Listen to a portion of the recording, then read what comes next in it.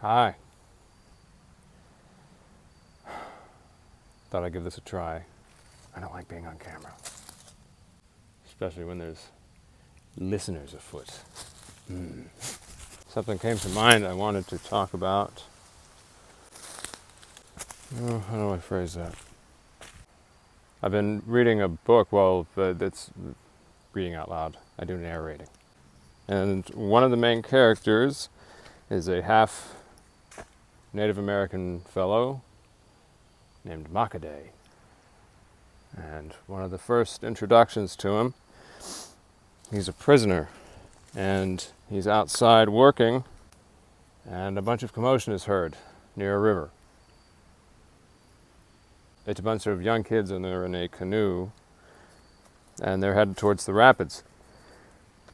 And this looks very evident to the prisoners and the guards, and Makaday, the main character.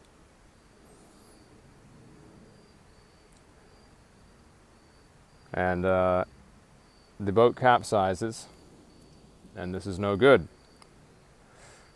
Nobody can swim, or just doesn't want to, so Makaday's the only one who starts getting out his bootlaces and getting into the water.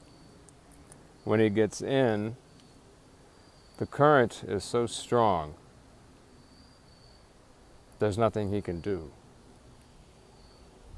And he gets sucked down. And at this point, after some struggle, he gets kind of calm and remembers things that his mother taught him about the river. But one in particular was something counterintuitive, because there is no fighting it, because the current is too strong. So he tucked his arms in and put his legs straight and let the current pull him down.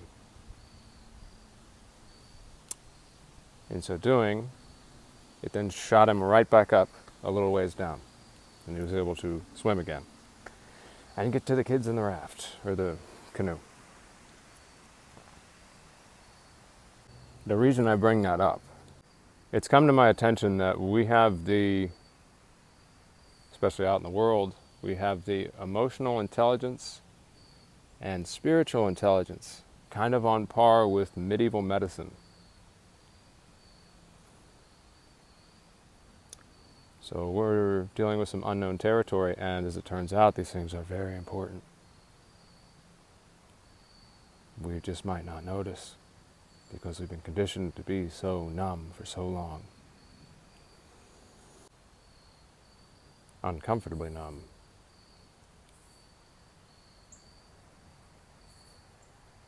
There's a lot of pioneering's been done, but there's a fair amount more to understand and uncover and share notes. Thankfully that's been going on for a while, but it hasn't exactly reached the more, well, anyway. There's a lot of navigating tricks that can be helpful, much like our friend Makaday in the river. If he didn't know how to do that, he would have probably just gotten pulled down, and that would have been the end. But Makaday was from the Ojibwe tribe, so he knew quite a bit about the environment. A lot of things other people don't know. We get a lot of warning signs or signals to go a certain way or do a certain thing. But usually, and especially out here in the West, we're taught to kind of just ego up and block it all out. Get that Teflon armor on. About how long can that last? When the current is too strong. And all you can do is tuck in, get swooped up, tuck in the right way, so you can come back up on the other side. It takes learning about the environment. And what do you know? The psychobiological environment is quite an environment. And it has a heck of a radius.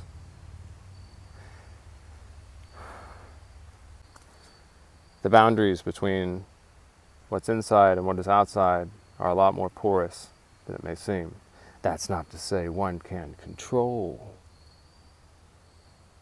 but we can learn how to navigate a heck of a lot better.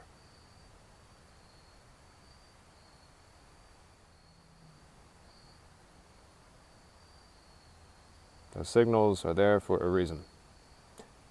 Feelings are there for a reason. They may be mucked up and hard to read.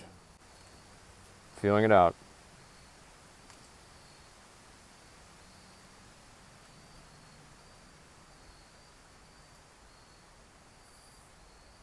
Feelings buried alive, never dying. Maybe there's a good reason for that. The process of integration is kind of important. As within, so without. And psychology is biology. And psyche means soul.